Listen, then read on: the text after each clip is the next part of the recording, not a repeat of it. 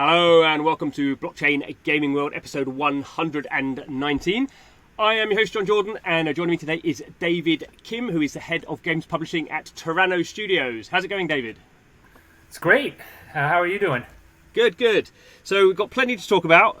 There's a whole bunch of stuff going on, we'll start. We're not going to start with who is Tyranno Studios, because that won't be known to many people. We'll go into a little bit about a rebrand that's happened there. But let's first find out about David Kim a bit more. So can you tell us a bit of a potted history, how you got into games, and how you got into blockchain? Yeah, so I'm a 20-year game industry veteran. I've worked in traditional sort of console PC publishing. I've worked at movie studios, overseeing their games businesses, and then most recently, I've been working here in the Web3 blockchain connected gaming space with Tyranno Studios, which was formerly called Wax Studios. Yes, that's the rebrand.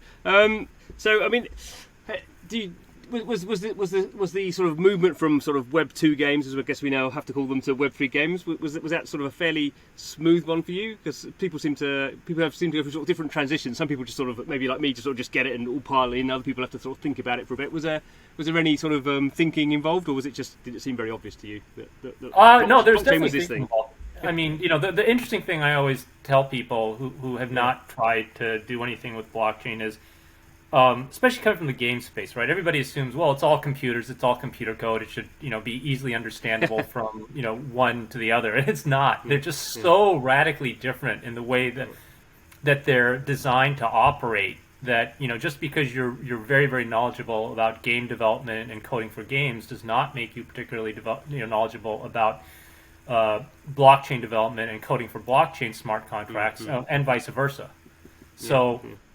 It took me quite a while to really understand blockchain and what the potential of blockchain is.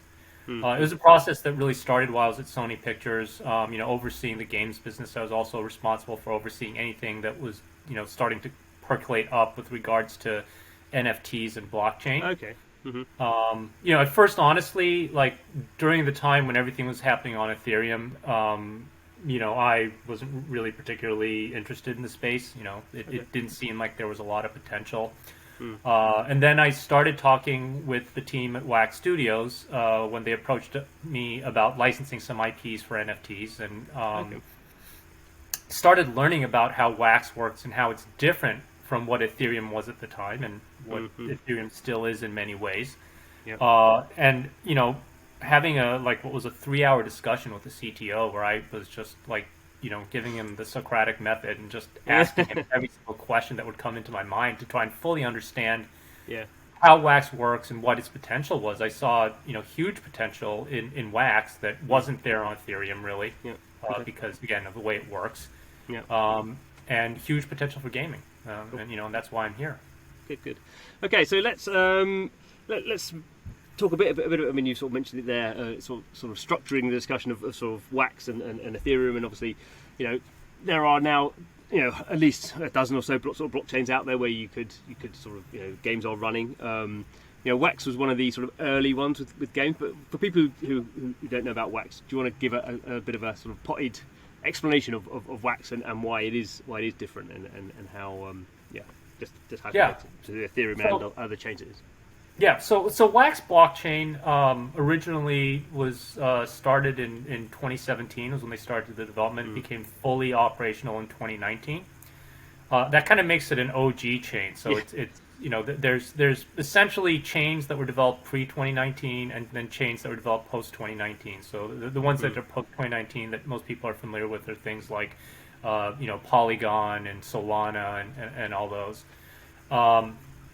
But Wax is a little bit of an OG chain, and it's different from most other chains. First of all, it uses proof of stake, but it uses a form of proof of stake called delegated proof of stake. That means that it's actually faster and more energy efficient than traditional proof of stake, as most people understand it. And that actually is a huge advantage when it comes to gaming, because it has the pretty much the highest transaction capacity, certainly in terms of actual daily transactions that are processed. And it also has one of the fastest times to finality. And for people to understand what that means, is time to finality is how long it takes for the blockchain to actually execute and confirm that a transaction has been executed. And when you're talking about playing a game, like right now on Ethereum after the merge, time to finality is 30 minutes. Means if you want to do something that has to be confirmed by the chain in a game, you have to wait 30 minutes of lag before you can do it. With Wax, you have sub 3 second times to finality. So it's really important, I think, for user experience. The other thing about delegate proof of stake is that it is the most energy efficient protocol that you can use for blockchains or architecture that you can use for blockchains. So Wax blockchain only produces about 110 tons of carbon a year. And that's the equivalent of maybe about 5 individual Americans or about a household and a half. And that's despite the fact that Wax processes more transactions than any other blockchain every day. Many days it processes more transactions than all other blockchains combined. So there's a lot of what I would call user experience benefits from those factors. And that was one of the things when I sort of saw the potential of blockchain, through Wax. That was one of the reasons. Cool. Good. Okay. So we mentioned a little bit about we mentioned Tyranno Studios a few times now. That was originally a sort of Wax's sort of in-house studio. I think it's called Wax Studios or Wax Game Studios, but you sort of rebranded about a month or so, not quite a month ago. So can you talk a little bit about why you've done that sort of rebrand and sort of the philosophy that sort of comes along. You're not just rebranded for the sake of it. There's a thought behind correct, it. Yeah. So the first thing to understand is that Wax Studios has always been separate from Wax Blockchain. Yeah. As an OG chain, Wax Blockchain, like Ethereum, nobody owns it, nobody controls it. There is no central sort of body that the way you see with a lot of these more recent chains. And the thing is, though, if you think about a blockchain in and of itself isn't very useful to most people, just like the internet in and of itself isn't useful to most people. It's the products and services that you build on top of it that make it useful. So the founders of Wax Blockchain understood that there needed to be services and products for people to be able to utilize a chain. In order to help facilitate development of those services and products, they started essentially what is Wax Studios. Wax Studios is actually not directly involved in the operation of Wax Blockchain. We are not a validator, or we do not run nodes. So we don't really directly financially benefit from Wax Blockchain. We financially benefit from the products and services that we create. So we created the main wallet that is used on Wax. We have a marketplace that operates on Wax. We have games that we are putting out on Wax. But at the same time, again, we're not, as a company, beholden to Wax. We don't have a mandate that everything must be exclusive to Wax. And as we've been working on our games and our products and services, and we've been watching the development of gaming on blockchain, what we're seeing is that the future is going to be multi-chain. Because initially, the people who were coming into blockchain were coming in essentially as like interest in a specific chain, right? It was chain first. It was the token first. The products were really secondary in terms of their interest. As blockchains become more mainstream and use of blockchain has become, I think, more varied and diversified from just crypto finance and collectible NFTs. And to gaming, what we're finding is that people's first priority is what is the actual experience I'm being delivered, rather than what is the blockchain that it's on. So it's kind of like my analogy is it's like going multi-platform with a game, right? You want people to be able to experience your games on as many platforms as possible without having to, it's like if somebody has to buy a new console to play your game that they don't already own. That's probably going to reduce the chances they're going to play your game. So we want our games to be played by as many people as possible. And our perspective is that the best way to do that is to eliminate the friction that forcing people to use a specific blockchain creates. So with our games, we always kind of launch initially on Wax up to now, but our plan is to support cross chain. So the assets, the in-game assets, can be bought and sold on other chains. Of course, when we're called Wax Studios, people would often conflate us with Wax Blockchain and think that that we were like first party, like almost like being like Sony first party or Microsoft first party, which we weren't. So, we changed our name to Tyranno so that people understood and would place focus on our games and products first, and not so much what chain we're building on, because we're going to be building on more than one. Yeah, it's just sort of tidying up the sort of the optics around that. So it makes sense. And so let's talk about the games. That's sort of the point of what we're here for, rather than the blockchain stuff. Blockchain Brawlers is I guess the game that is live and has been live for the sort of longest time, and is I guess your sort of signature game at the moment. So can you tell us a little bit about I guess maybe something in the title I give it away, but what's Blockchain Brawlers, and how where is it in its sort of development process? Because even though it's live, there's always sort of new features coming down the line, and where are you where are you going with it? Yeah, so that Blockchain Brawlers was our first game. And like many games nowadays, it's not you kind of make it, release it, and then it's set. It's very much a live ops situation. So we've had several phases of the game. So we had what we were called the mining phase, where players could go in and mine the two sort of in-game currencies, if you will. One which is a fungible token, represented as a fungible token. One which is represented as NFTs. Okay. Part of the reason we did that was because we do not do ICOs to raise funds and distribute tokens through that methodology. We want our tokens to be earned by the players. So that mining phase was the phase in which players were earning the tokens, which then is actually the supply of in-game currency that you need to play what we're about to release, which is the PvP mode in the game. And the PvP mode was the core gameplay in the PvP mode was designed by Richard Garfield, who was the creator of Magic the Gathering.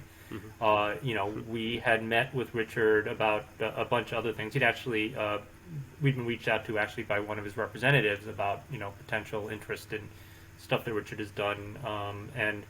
When we had a conversation with him, he mentioned that he had this game that he had designed. It wasn't designed for anybody. It was just an idea that he had that he really loved. But, there was nobody who had really kind of taken on interest in sort of publishing it up to that point. So, he shared the design with us. We played a gray box, really, really rough prototype. But it was still so much fun. And we were like, this is great. This absolutely makes sense. We love this game. We think it's fantastic, and it works with sort of what our game is, which is a professional wrestling themed game.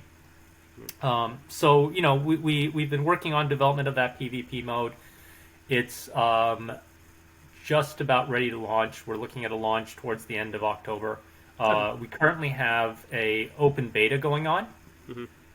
Where you can play sort of the core game. You don't have access to the NFT and token related components in the PvP mode yet, but if you want, you can just go and play the PvP mode and give it a try and learn how to play the game so that you'll be ready when it's fully launched. Cool. Yeah, and it is for people who haven't seen it. It is a sort of quite bright, colourful, almost sort of a sort of goofy sort of aspect of wrestling. Is that sort of over the top sort of pro wrestling sort of thing, isn't it? Yeah, exactly. It's professional wrestling. Think about it if when you're a kid and you have wrestling figures, right? Yeah. And your action figures and you're kind of pretending to do matches with the action figures. It's kind of that sort of visual aesthetic. It's kind of it's very, very over the top. It's very goofy. Almost in like a like maybe a robot chicken or if you're old enough, celebrity deathmatch kind of way. Yeah. And going back to sort of your sort of talking about sort of why you're rebranding Tyranno Studios and this sort of multi-chain thing.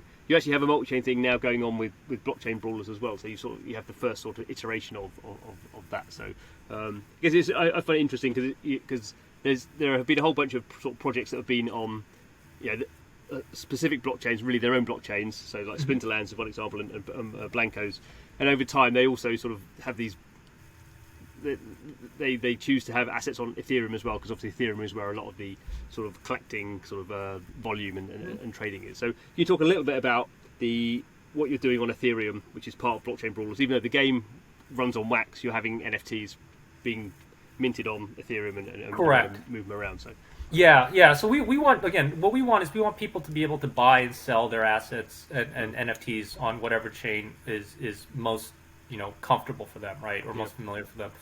Obviously you can do it on Wax. The next chain that we're expanding to is Ethereum. And so we've started doing sales on Ethereum. You can actually bridge over any blockchain brawler's NFT from Wax to Ethereum and vice versa, through a bridge that we have already built and operating.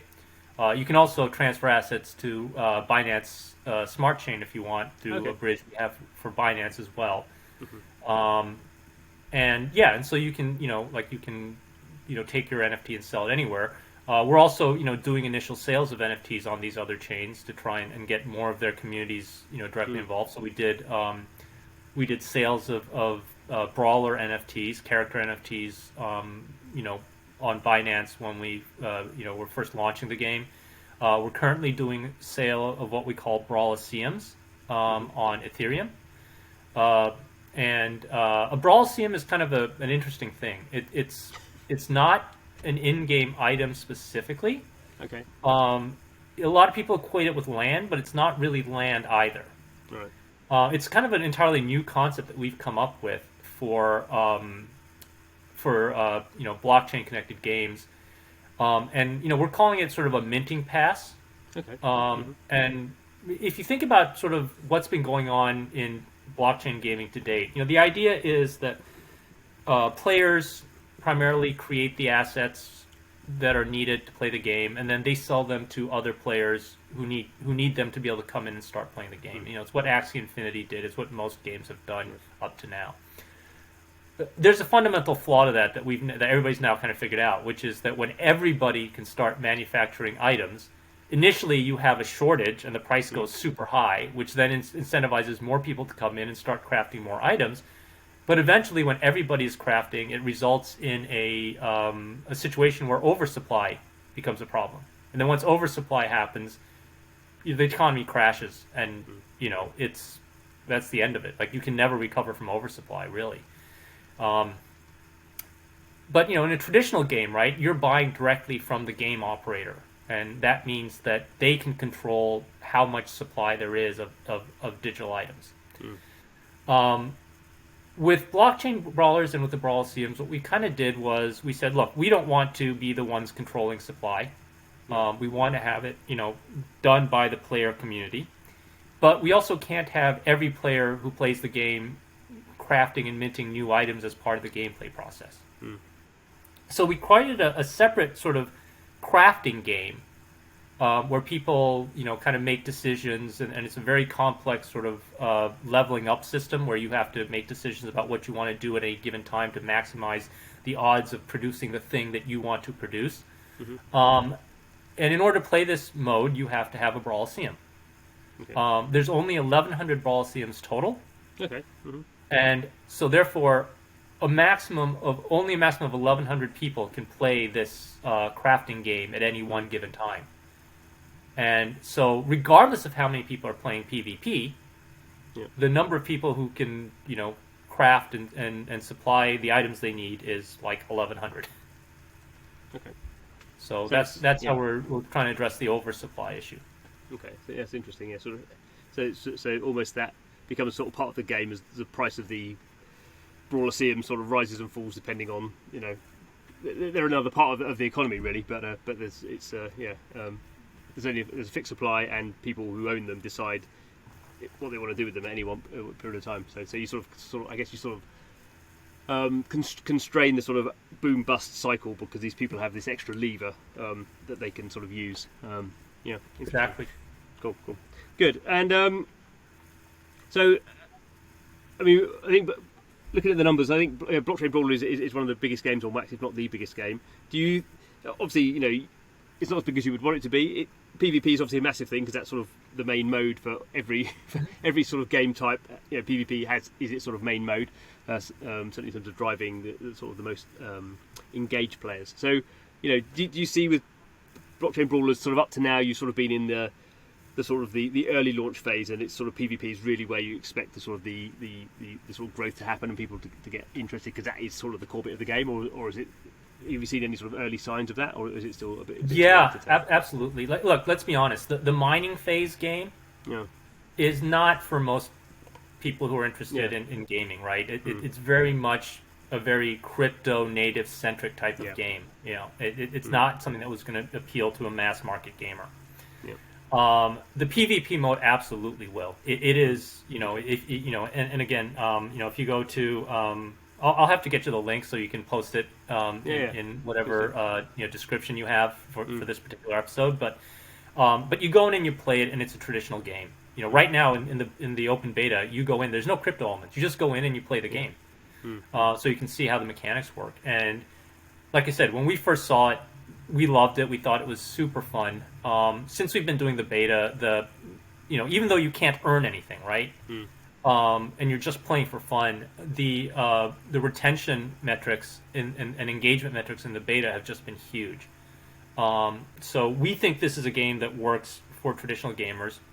But we're also realized that the one thing you need to do if you're going to get traditional gamers to play a blockchain game is you have to reduce all the friction that normally exists with the blockchain elements. So we've done a lot of really innovative things with our game to help reduce that friction. So first of all, obviously there's the Wax Cloud wallet, which is the primary sign-in, and creating a Wax Cloud wallet account is the same as creating an account on any other website, right? You just kind of username, password, or use a social login, and you can create an account right away. Once you're in the game, we've done some things like, for instance, we have.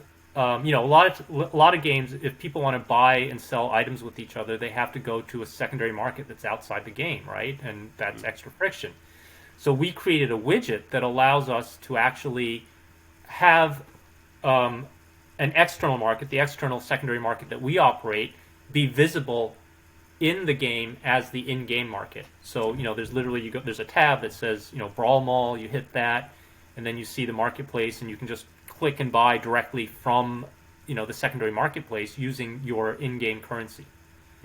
So that's again, reducing friction. We're going to also have people will still need to be just like with traditional free-to-play games, people buy currency with in-game currency with credit cards. People also buy in-game items with credit cards. We're going to be implementing a credit card purchase option for people to buy in-game currency as well as the NFT items directly with a credit card. The idea is to try and make it as easy to play these games as it is to play a traditional sort of mobile game, right? Or any sort of traditional game with IAP. Get sort of hide as much of the really blockchain-esque elements as possible, and just give people the main benefit of having your in-game items on a blockchain, which is the ability to buy and sell it with other players. No, I think that is the sort of the most obvious thing. I think a lot of gamers have views on NFTs and without really understanding quite what NFTs are. And I think once they are educated or educate themselves in the fact that basically all NFTs are in-game items that they can buy and sell, I think a lot of those sort of problems goes away. And then I think very quickly you get to the stage where they sort of demand, or they don't demand, but when they're playing a game has to be really good for them to play it if they're not owning the stuff. I mean, not going to stop playing Call of Duty, but a lot of other games are just like, well, if I don't own the stuff. But here's the thing: is ironically, a lot of traditional gamers are already demanding this, and the way they've been demanding it for 20 years. I mean, the way you know that is when you go to play an MMO, right? Or you play like Counter-Strike, right? There's robust secondary gray markets for players to trade in-game items, right? I mean, it's been going on for 20 years. I mean, I've spoken with some people who operated, some of the biggest MMOs in the world, like RuneScape and EverQuest and World of Warcraft. And the ones that have done studies on the secondary market, the gray markets that form around them, a lot of them have calculated that that gray market is actually 1 to 3 times the size of the in-game economy. You know, so people want to do this, and they're willing to do really, really risky things to do it, right? I mean, you know, you basically are trusting that somebody who you give money to is going to meet you in the game and actually deliver the item that they promised you. You know, and what NFTs allow is for you to do all this in a very trustless manner. You know, there's also other issues, you know, technical and legal as to why, you know, NFTs are a good solution to this problem. It gets a little esoteric, and certainly most players don't understand it. A lot of developers don't even understand all the issues involved. But, you know, once you do understand it, it's clear that this is, for right now, the best solution that's available to allow people to buy and sell items with each other, in-game items with each other, and for real money, right? Or for something that can be eventually converted to real money. You know, one of the things I found really interesting was, you know, a lot of times people talk about, well, you know, you can just, you know, like Steam allows you to buy and sell items with each other through the community store. But, you know, is it really being able to buy and sell stuff with each other, you know, without restrictions? Because, you know, I don't know if you saw the story recently, but there was a Counter-Strike Go player who had $5 million worth of skins in his account, and Steam banned him. And in the process of banning him, locked his account so that he no longer has access to any of his digital items anymore. You know, like on blockchain, you know, if those items were you know, connected to blockchain and as NFTs, you know, what would happen was, you know, Steam could ban him from Counter-Strike, but they you know, but the items would be in his, you know, in his possession, in his wallet most likely, which means that he would still own them, and even though he wouldn't be able to use them anymore in the game, he could sell them to other people. You know, instead of just losing it all. No, I have to say, it's always been the one of the weirdest sort of issues for me is how Valve has basically banned NFTs, you know, games with NFTs on Steam, but it's been running the closest thing to an NFT server with CS:GO skins for the last 20 years. I mean, it's you kind of think of all the companies, they should get it and be sort of you know, enthused for it, but obviously I guess they get it and see it as a challenge to a very successful business that they've got going, so they see it in exactly the wrong way, even though they fully understand it because they've been exactly operating it for so long. It's very, very sort of bizarre. Yeah. You know, I'm not certain what their decision process is behind all that, but you know, they certainly have taken, you know, that position, and ironically, you know, when we were doing the first closed beta, you know, we were using Steam as a development environment for distribution of closed beta, the way a lot of, you know, developers do. And even though the game itself had no, you know, the beta build had no blockchain connected elements or NFTs, we still got like an alert from Steam that our account was being locked because the game had it was a blockchain or NFT you know, game, even though what we were using it for had none of that. So weird times. Cool. Okay, so the other thing I wanted to, I mean, you got a few games in development, but the other one that's sort of most furthest along, and obviously very different to the blockchain brawlers in its sort of thematic presentation, at least, is Music Mogul. So I thought that would be a good one to have a delve into as well, just because it's sort of so different and or maybe it's not, I don't know, but okay, tell us about that. Yeah, obviously one of the things that we're doing is, you know, we're trying to experiment with different designs and models and how to incorporate NFTs into different types of games, right? Up to this point, a lot of blockchain games have been very, very similar in terms of, you know, their mechanics and their loops and stuff like that. So, you know, with blockchain brawlers, you have a PvP card battle game, essentially. With Music Mogul, it's a competitive management sim. Okay. So if you think of a game like, say, Football Manager, right? Or you think of fantasy sports games, we're experimenting with taking sort of the loops and elements in those games, and then adding an NFT and blockchain based component to it, to encourage people to, you know, like, play against each other, try and predict which artists in the game are going to be popular at any given time. There's weekly or even daily leaderboards that you're trying to compete on. And the idea is, the other part of it is it's a little bit like also like Hollywood Stock Exchange. Yeah. Right? Where you're trying to predict, like the future of, success of a movie, and you're buying and selling essentially shares, quote unquote shares. They're not real shares, right? They're just fictional shares. But in this case, the idea is that, you run a record label. And as a record label, you have an artist roster. But artists, in the real world, and as the way they're submitted in our game, their popularity goes up and down, especially when it comes to their positions on the charts. So, the idea is that you're supposed to be trying to manage your label so that you have the highest, chart position scores each week on the leaderboards. And part of the way you do that is just like with fantasy sports, where you have a roster, but then you have this free agent pool where you kind of drop players and add players week to week.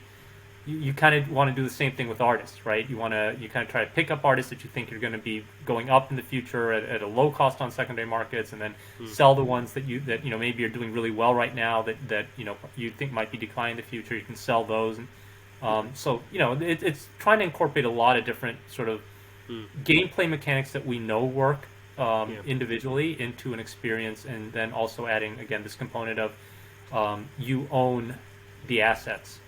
And at some point, if you ever want to stop playing or you've lost interest, you can sell the assets. So, as you sort of mentioned there, a lot of blockchain games at the moment are in very sort of specific sort of genres. I would, they sort of generally, I guess, I would call them sort of hardcore, midcore sort of genres. This obviously has a strong economic sort of element within it, sort of this sort of trading thing. Obviously, the sort of the framing around it is much more, you would say, sort of mass market appealing, casual. I don't know exactly what. But,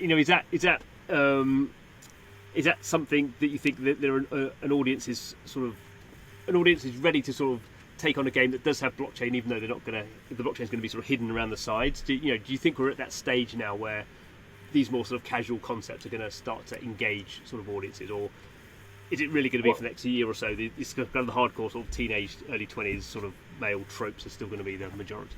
No, I think what will happen is, I kind of liken it to what happened when free-to-play and mobile games really started, right? I mean, it wasn't the traditional gaming audience that was the first to adopt that. It was, in a weird sense, a lot of the traditional gaming gaming audience is very, very conservative when it comes to gaming, right? They don't like change. And it's people who are less sort of immersed in that particular space, who are a little bit more open. The ones who aren't don't have strong opinions about things, ironically, are the ones who are just sort of saying, look, I just want a fun experience, right? If you deliver me a fun experience that's not full of friction and I enjoy it, then I'm going to engage with it, and that's what you saw. And it obviously greatly expanded the gaming audience, mobile and free to play. We think that similar things will happen with blockchain connected games, that a lot of the same people, I think, who got into free-to-play and mobile, if you present them a good blockchain gaming experience, they'll... and I wouldn't say it's blockchain gaming. I would say it's blockchain-connected gaming, right? So you're still making a game. You're still running 90% of the operations in a way similar to traditional games. It's just you're adding this element of people being able to own and buy and sell their in-game items as NFTs. So yeah, we think if we make great experiences, I mean, there's going to be some hardcore element that is going to be very anti-NFT until they, however come around to it. I always liken it to the whole, the outrage there was around horse armor. If you remember that when it was first launched, and now things similar to horse armor and buying in-game costumes or skins is very well accepted by the traditional gaming community for the most part. So. We think that'll happen. We think it'll get there. And it's going to get there because what's going to happen is, and you're just starting to see with us long term. We think most games will have some blockchain connected ownership of in-game items as part of their operation. It's just going to be another method of monetization, just like microtransactions were added even to premium price games. But this one particularly benefits players because it's the players who have the ability to monetize a bit and not be monetized. So what will eventually happen is that you'll have games that are very familiar to most players will have an element. They'll people will decide whether to play a game based on what the game is, and then once they're playing the game, they'll then decide whether they want to take advantage of the the features that the blockchain offers. Most games you'll be able to play without dealing with the blockchain stuff if you don't want to. It's just the option will be there.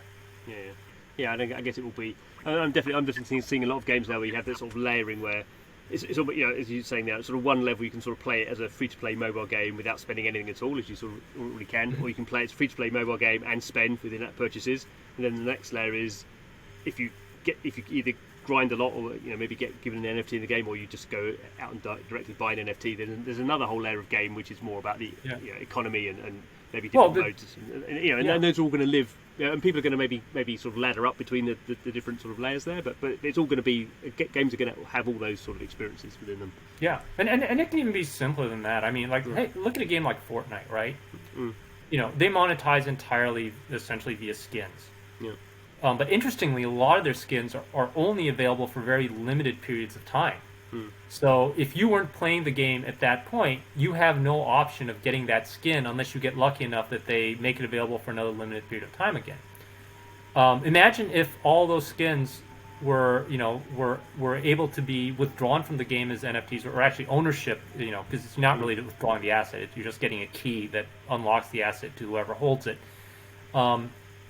Imagine if players could just take their skins and sell them to other players as NFTs.